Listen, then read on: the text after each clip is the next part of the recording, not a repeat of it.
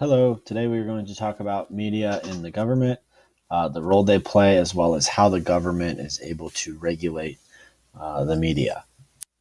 So, in explaining kind of their role, we first need to explain what is media. And media is really all forms of communication to the general public. It could be a newspaper, a magazine, a radio, it could be the television, internet, it could be social media like Facebook, Twitter, MySpace if you still have it.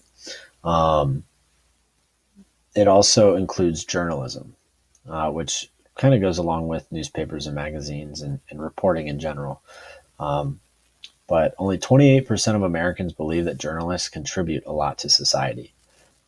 They are tired of seeing all the violent news stories and the stories about celebrities and celebrity gossip.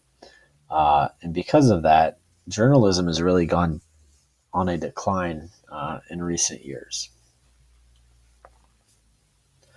Now, with understanding media, media does play a role in government. Reporters are going to develop sources within the government that help provide insight on various issues. Sometimes they need to use discretion and they can't reveal their sources.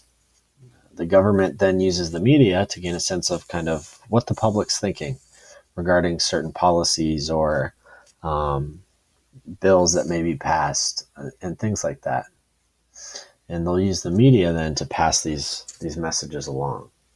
So with that kind of relationship and that dynamic, journalists see their job as informing the public of kind of what is happening within the government.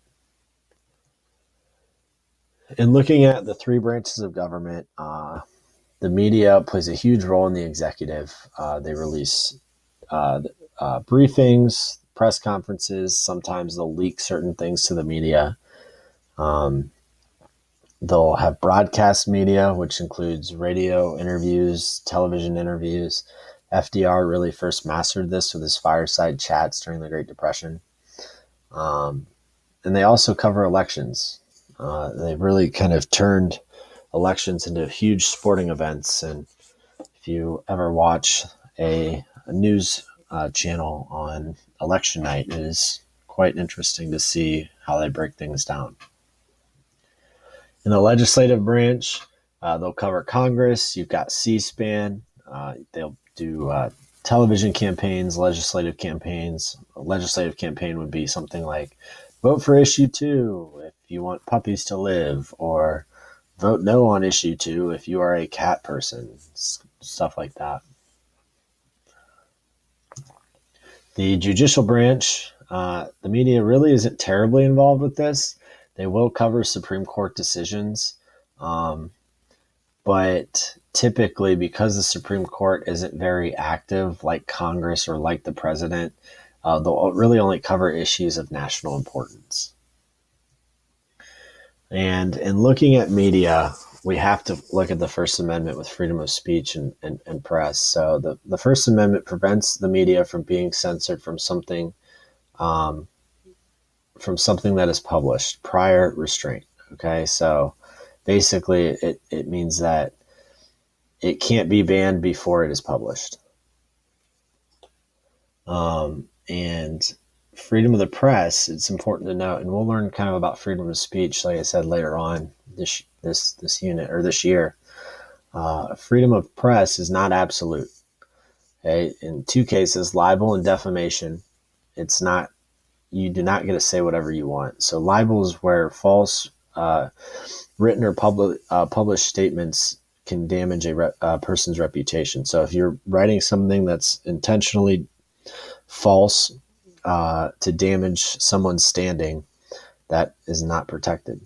Or defamation would be the false expression that injures a person's reputation. You are defaming someone. That is also not protected by the First Amendment.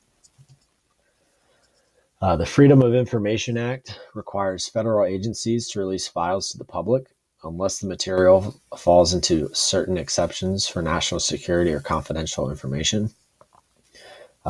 Typically, the Supreme Court has ruled that the media does not have special access over the public in this regard, meaning uh, what we see as the public, the media will see. The media won't get to see more simply because of their media credentials. Other protections include reporters not needing to reveal their sources. This would be an example of a shield law. You have the Privacy Protection Act of 1980, which prevents all levels of government from searching or seizing source documentation. This is really big in terms of leaks from within the government because that could really damage a person's political career if it gets out that they were the one who leaked some information that was supposed to remain private. In terms of regulating the media, you have the FCC, or the Federal Communications Commission. They regulate interstate and international communications. They require television and radio to operate within the public interest. They mainly deal with content of broadcasts as well as the ownership of the media. So looking at content regulation, the FCC requires that people must provide opposing viewpoints and they can't air obscene programming. The FCC cannot censor broadcasts, but it can issue fines and not renew a station's license. And this was most of what was happening with the FCC until the mid-90s with the creation of the internet. And looking at ownership regulation, they limited the number of radio stations a company can control. And they limited cross ownership, meaning a company could not own a television station, a radio station, a newspaper, a magazine, and so on and so forth. And that's going to change in the 1990s with the creation of the internet and various telephone lines. That technology or technological revolution that the country went through kind of really opened the doors for media.